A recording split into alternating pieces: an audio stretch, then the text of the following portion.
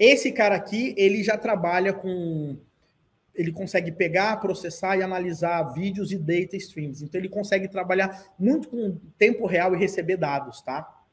Então, esse cara aqui consegue trabalhar. Um outro cara que é absurdamente fantástico, eu vou ser honesto com vocês, tá? Particularmente, eu acho ele mais top que o Kafka, tá? É esse cara aqui, ó. Apache Pulsar. Eu acho ele mais top que o Kafka, tá? É que o Kafka... Opa, peraí. Cadê o Pulsar? Aqui. Mas o Kafka, ele tá mais consolidado, tá? Mas o Pulsar, ele, cara, ele vai além do que o Kafka vai, né? Ele consegue, ele tem um storage infinito. É uma parada muito louca, porque ele trabalha com bookkeeper, tá? Então, ele tem uma pegada diferente, tá? Agora, tem alguns pontos importantes. Aqui, ó, o Jones perguntou, ele substitui um banco de dados tradicional, tipo MySQL? Não, John, ele não substitui. O Kafka, ele é um log, não tem tabela, você só lê as coisas de uma forma direcional, no mesmo lugar. E por isso que ele é, inclusive, rápido, tá? O Kafka não substitui um banco de dados relacional quando você está precisando fazer um monte de query. Porém, o Kafka, ele não é só o Kafka, tá? O Kafka, ele tem um ecossistema em volta dele, tá? E uma das coisas do ecossistema que o Kafka tem em volta dele, é o Kafka Connect. O que o Kafka Connect faz? Você tem um serviço que tem conectores, que pega dados de um lado, joga para o Kafka, aí você pega os dados do Kafka e joga para o outro lado. Então eu posso pegar os dados do MySQL, jogar para o Kafka, posso pegar os dados que estão no Kafka e jogar no Elasticsearch. Posso pegar dados do Twitter e jogar no Elasticsearch. Posso pegar os dados do JDBC e jogar no MySQL. Então, eu consigo fazer integrações de sistemas usando o Kafka no meio, tá? Então, esse é o Kafka Connect. É algo absurdamente fantástico. Eu já falei dele, já tem lives que eu fiz dele, mas dá uma olhada aqui no canal, que eu já fiz live específica de Kafka Connect, tá? Então, isso é algo que dá para fazer. Uma outra coisa que o Kafka dá para fazer, ele tem um Kafka REST Proxy. Então, às vezes, você quer publicar algo no Kafka, mas você não quer... a pessoa não sabe como publicar, entre aspas. Você quer que alguém publique algo de fora e essa publicação caia no Kafka. Então, você bota um proxy na frente, que é um REST. Então, a pessoa pensa que ela está se comunicando com uma API REST, mas ela está mandando os dados no Kafka. Uma outra coisa aqui que o Kafka tem, tá? Ele tem o Kafka Streams, que você consegue, é uma biblioteca Java que você consegue ler e processar esses dados de uma forma mais baixo nível, no final das contas, tá? Mas ele tem algo que é bem bacana, que é algo que é chamado de KSQLDB, tá? Que é o Confluent KSQLDB. O que o KSQLDB faz? Basicamente, ele consegue fazer com que um tópico, tá? Ele funcione como uma espécie de uma tabela do banco de dados. Então, eu consigo, por exemplo, criar, uma tabela, create products with Kafka Topic produtos, tá? Falo qual que é o formato do esquema dos dados, que nesse caso está como Avro, por exemplo, e aí eu consigo fazer, por exemplo, um select, e eu consigo pegar em tempo real os dados caindo no meu sistema. E o mais legal é que eu consigo pegar e fazer agregações em tempo real direto do Kafka. Então, eu consigo, por exemplo, pegar aqui qual que é o ticket médio das vendas que eu estou realizando hoje. Então, eu faço um select, entre aspas, ali no Kafka, e ele consegue processar em tempo real quanto que está aquele meu ticket médio, porque ele consegue fazer todas essas contas.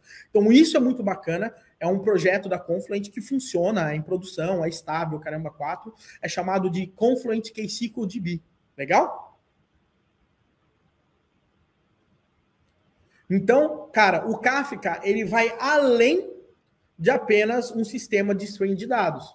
O Kafka, você tem o Kafka Connect, você tem o Kafka Streams, você tem o Schema Registry, você tem o KSQLDB, né? Então, assim, tem muita coisa em volta do Kafka que consegue tornar ele uma ferramenta extremamente poderosa. Então, às vezes você precisa fazer integração entre sistemas, jogar o dado de um sistema para o outro, ao invés de você ficar se matando e programando e criando adaptador, você pluga conectores, joga de um sistema para o outro com o Kafka sendo intermediário. Legal?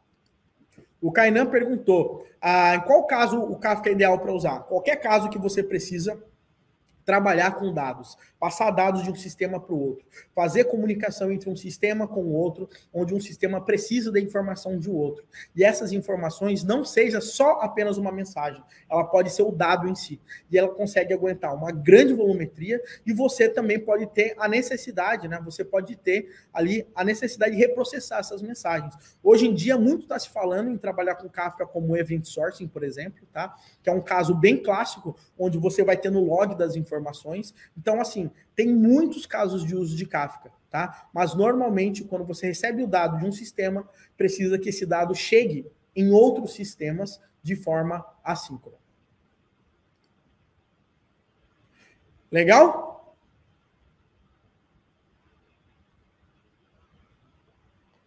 Show de bola, galera?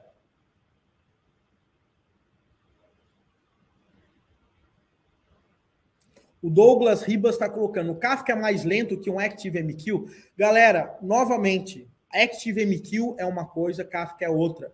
ActiveMQ, ele trabalha com mensageria. O Kafka é um sistema de stream de dados. O que é mais rápido que o outro, sinceramente, eu não sei. O Kafka chega a bater a latência de 2 milissegundos. Eu acho que o ActiveMQ é mais ou menos por aí. São dois sistemas fantásticos, mas com objetivos diferentes, tá? O Breno Jukubowski perguntou que tem que configuração a mesma que define exactly once semântica, at most once e fire and forget, se eu não me engano. É isso mesmo. Você tem que conseguir no Kafka trabalhar com garantia de entrega e garantia de recebimento. Então, você tem alguns casos aqui, tá? Que você pode querer trabalhar com garantia de entrega para garantir que você não vai perder as mensagens. Então, por exemplo, quando eu vou produzir uma mensagem, e essa mensagem, vamos imaginar que essa mensagem vai para 3 brokers aqui, né? E eu tenho um líder e tenho os brokers que são followers.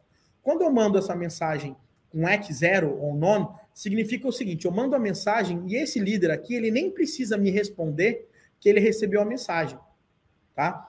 O que pode acontecer é que na hora que eu mandar, esse líder tá fora e a gente perder a mensagem. Então, a gente chama isso de fire and forget. Eu mando a mensagem e eu rezo para a mensagem chegar. Isso é muito rápido, mas eu tenho chance de perder a mensagem. Eu tenho o segundo passo aqui, tá? Que é o EC1, né? Para o líder. O que significa? Eu mando a mensagem, o líder recebe, tá? O líder daquela partição recebe, e ele fala assim, ó, recebi. E daí, eu acredito que ele recebeu. Porém, o que acontece? Vou imaginar que eu mando a mensagem, o líder fala que recebeu, mas logo em seguida que ele falou que ele recebeu, ele caiu e ele ficou fora do ar. O que acontece? Os followers dele não receberam a cópia dessa mensagem. Então, novamente, eu vou ter mensagem perdida.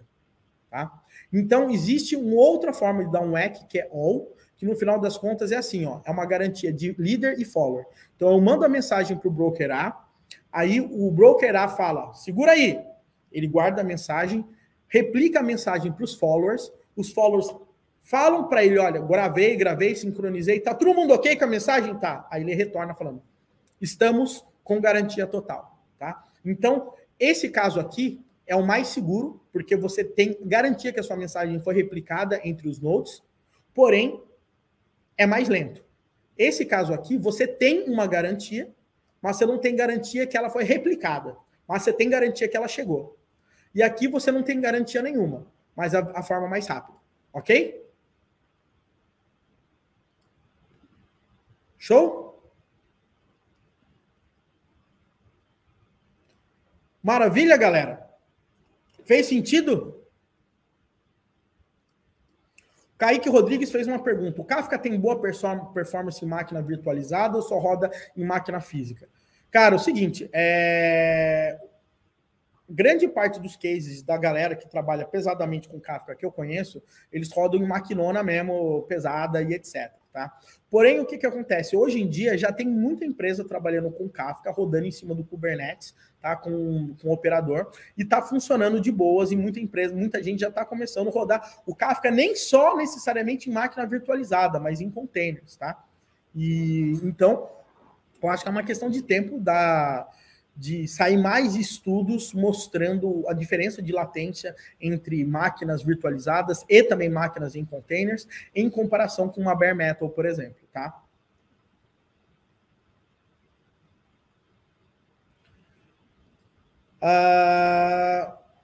O Márcio Anastácio falou, quando devo mudar um serviço de mensageria para um data stream com o Kafka?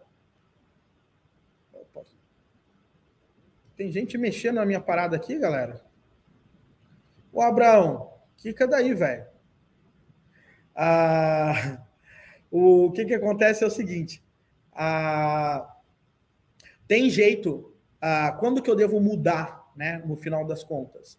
É de Kafka para mensageria. Cara, isso é você que vai saber, tá? Quando você está trafegando muito mais dados do que necessariamente mensagens, você precisa esses dados serem consolidados, serem guardados, podendo ser ter replay desses dados, né? Isso aí já é um caso muito claro que você está precisando de um sistema de stream. Se você precisa apenas de mensagens falando que você mudou um status, algum estado mudou dentro do seu sistema, aí eu acho que você não precisa de Kafka. Aqui dentro, hoje, a gente processa milhões de mensagens, né? A gente tem a nossa plataforma de curso, a gente tem School of Net. School of Net tem mais de 400 mil alunos. A gente tem a Full Cycle aqui. Na Full Cycle, a gente tem milhares de alunos, os alunos navegam na nossa plataforma, cada navegação, cada clique, cada mudança de status, cada coisa, cada interação que ele faz na plataforma, a gente registra e cai num sistema, inclusive, por exemplo, tem sistema que cai em sucesso do aluno, por exemplo, né? Tem coisas que caem em sistemas da área empresarial, né, para as pessoas, os times terem acesso ao que cada um viu e coisas desse tipo. Cara, são mudanças de status, basicamente, né? E aí, nesse nosso caso, a gente trabalha só com RabbitMQ e, assim, a gente não tem necessidade nenhuma de utilizar Kafka, pelo menos até hoje aqui na empresa, tá?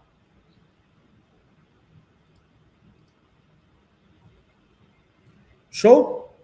Kafka Connect consegue se conectar em VPN? Depende do conector, João. Vai depender de conector, provavelmente. Esses detalhes de ACK são configurados na criação do tópico? Não, Marcelo, são criados no momento que você configura a sua conexão do produtor e do consumidor, no momento da criação do client, tá?